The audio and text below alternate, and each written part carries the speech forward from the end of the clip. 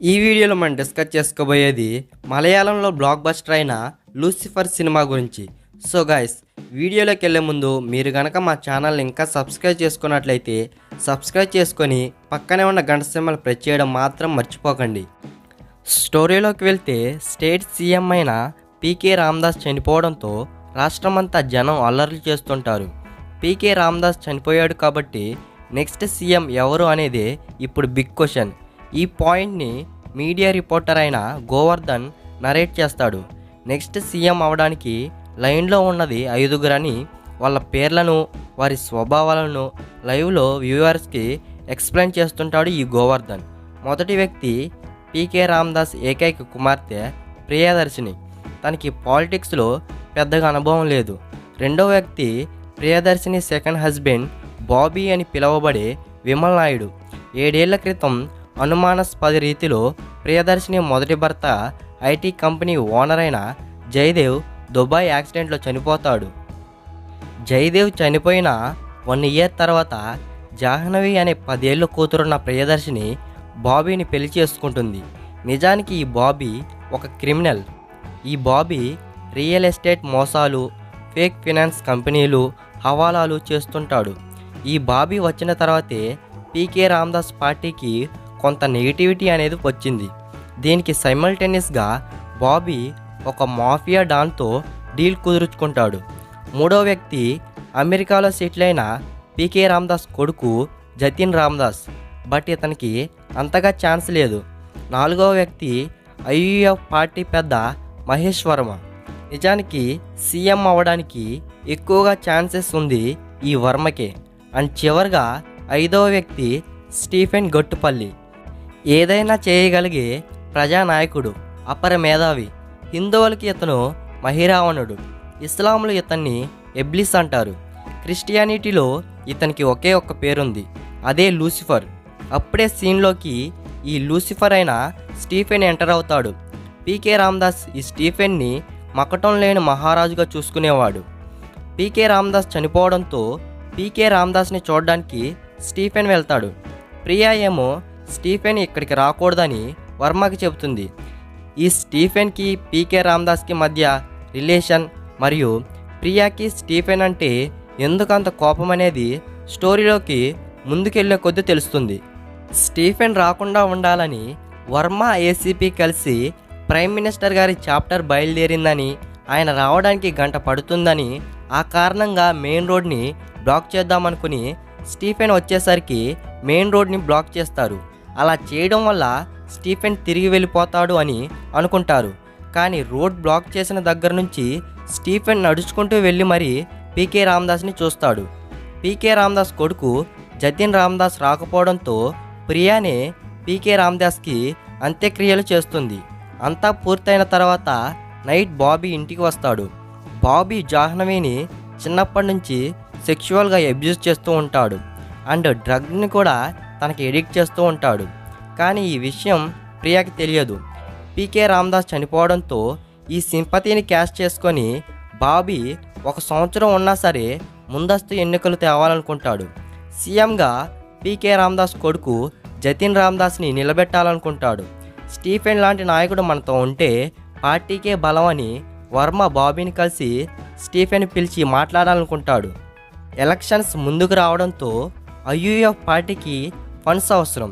ఈ ఫండ్స్ని ఇచ్చే company drugs తయారు చేసే కంపెనీ కావడంతో స్టీఫెన్ దానికి నిరాకరిస్తాడు.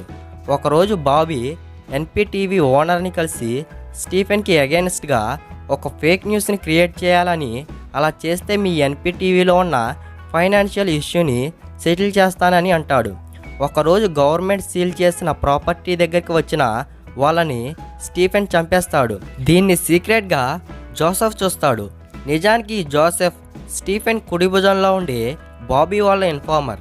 ఇలా ఈ క్రైమ్లో స్టీఫెన్ని ఇరికిస్తే స్టీఫెన్ బాధ ఇక ఉండదని బాబీ పోలీసుల్ని మర్డర్ జరిగిన ప్లేస్కి పంపిస్తాడు. బట్ ఇక్కడ ఒక్క బాడీ కానీ ఇన్ఫర్మేషన్ కానీ పోలీసులకు దొరకదు. అసలు స్టీఫెన్కి పీకే రామదాస్కి మధ్య రిలేషన్ గురించి బాబీ ప్రియా డైరీని చదివి తెలుసుకుంటాడు.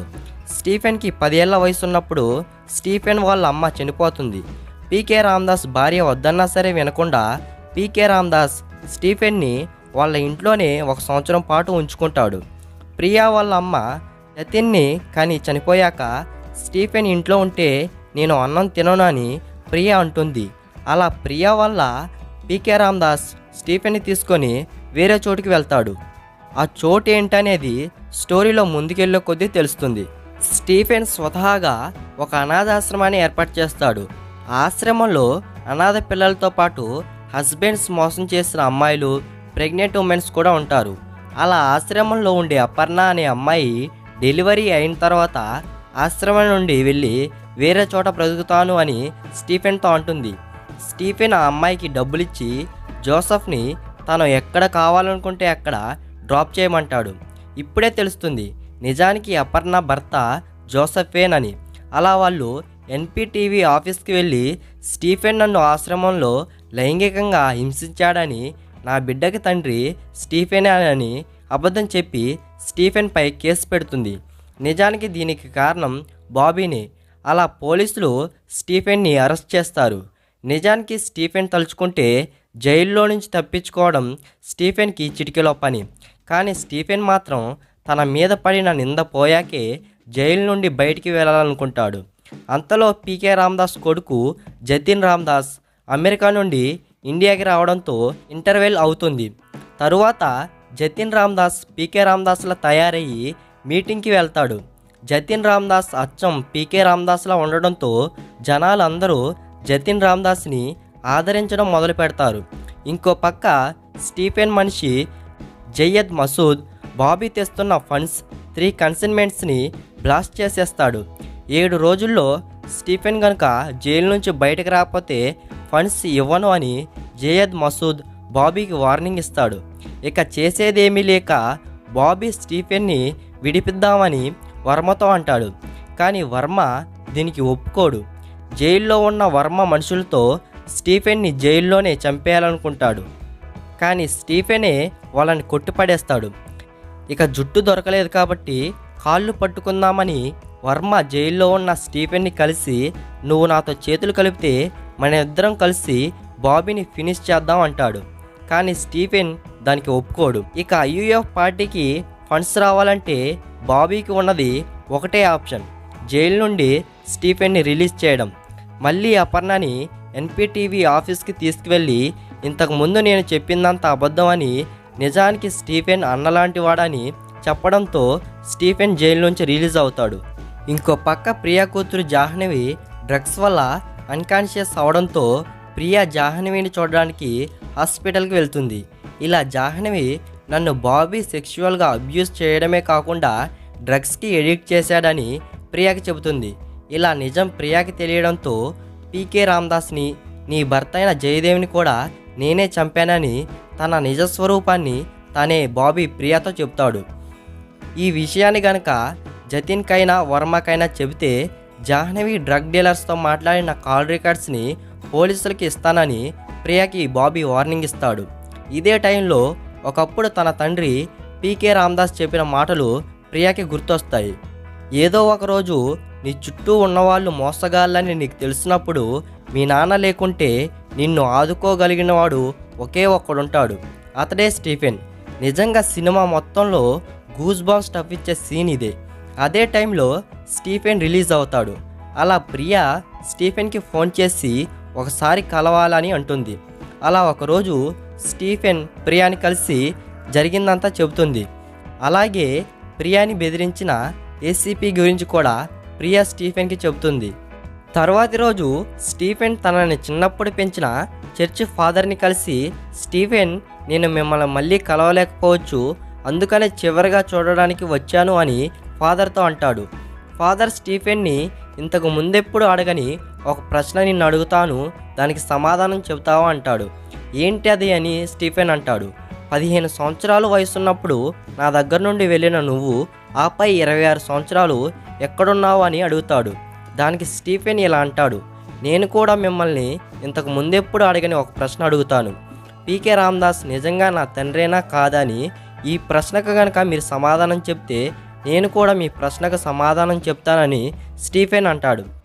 అలా ప్రశ్నకు ఫాదర్ సమాధానం చెప్పకపోవడంతో స్టీఫెన్ అక్కడి నుంచి వెళ్ళిపోతాడు. అలా ఒకరోజు ప్రియాని బెదిరించిన ఏసీపీని స్టీఫెన్ చంపేస్తాడు. స్టీఫెన్ ఎన్పీటీవీ ఆఫీస్కి వెళ్ళి వాళ్ళ ఛానల్కి ఉన్న ఫైనాన్షియల్ ఇష్యూని సాల్వ్ చేసి వాళ్ళని ప్రియా ఏది చెప్తే అది చేయమంటాడు. రిపోర్టర్ గోవర్ధన్ ఇచ్చిన బాబీ క్రైమ్ ఫైల్స్ని ఎన్పీటీవీ ఛానల్ ఓనర్ జతిన్కి ఇస్తాడు. నెక్స్ట్ సీన్లోని జతిన్ స్టీఫెన్ని అన్న అని అనడంతో స్టీఫెన్కి జతిన్కి మంచి రిలేషనే ఉందని మనం తెలుసుకోవచ్చు. అండ్ ఫ్యూదర్ బాబీకి ఇచ్చిన ఫండ్స్ని బాబీ తిరిగి ఇవ్వకపోవడంతో బాబీని ఫ్యూదర్ మనుషులు కిడ్నాప్ చేస్తారు. బాబీ ఎక్కడున్నాడో తెలుసుకున్న స్టీఫెన్ జయద్ మసూద్ని తీసుకొని వెళ్ళి ఫ్యూదర్ మనుషుల్ని బాబీని చంపేస్తారు. అలా ఈ సినిమాలోని మెయిన్ విలన్ అంతమవుతాడు. తరువాత స్టీఫెన్ వైపు ఉండే బాబీ ఇన్ఫార్మర్ జోసెఫ్ని బాబీ వైపు ఉండే స్టీఫెన్ ఇన్ఫార్మర్ మహేంద్ర చంపేస్తాడు. ధైర్యంగా బాబీ నేర చరిత్రను బయటపెట్టిన రిపోర్టర్ గోవర్ధన్కి కొన్నేళ్ల క్రితం తనను వదిలేసిన తన భార్యని కూతుర్ని స్టీఫెన్ గిఫ్ట్గా ఇస్తాడు. బాబీ చనిపోవడంతో ఐయుఎఫ్ పార్టీకి స్వతంత్రం వచ్చినట్లు స్వతంత్రానికి చిహ్నంగా అక్కడి వారందరూ తెల్లబట్టలు వేసుకుంటారు. స్టీఫెన్ తన పని పూర్తయిన తర్వాత రష్యాకి వెళ్ళిపోతాడు. ఈ లాస్ట్ సీన్లోనే తెలుస్తుంది నిజానికి స్టీఫెన్ ఒక మాఫియా డాన్. రియల్ నేమ్ కూడా స్టీఫెన్ గట్టుపల్లి కాదు, అబ్రహాం ఖురేషి. ఇలా చర్చ్ ఫాదర్ అడిగిన ప్రశ్నకి సమాధానం ఈ లాస్ట్ సీన్లో తెలుస్తుంది. బట్ స్టీఫెన్కి పీకే రామదాస్కి మధ్య రిలేషన్ ఏంటనేది చివర్లో కూడా తెలియదు. స్టీఫెన్కే కాదు, ఈ ప్రశ్నకి సమాధానం ఫాదర్కి కూడా తెలియదు, ఒక్క పీకే రామదాస్కి తప్ప. అలా ఈ సినిమా ఎండ్ అవుతుంది. That's the video guys. ఈ వీడియో కనుక మీకు నచ్చితే లైక్ చేయండి, షేర్ చేయండి, సబ్స్క్రైబ్ చేసుకోవడం మాత్రం మర్చిపోకండి.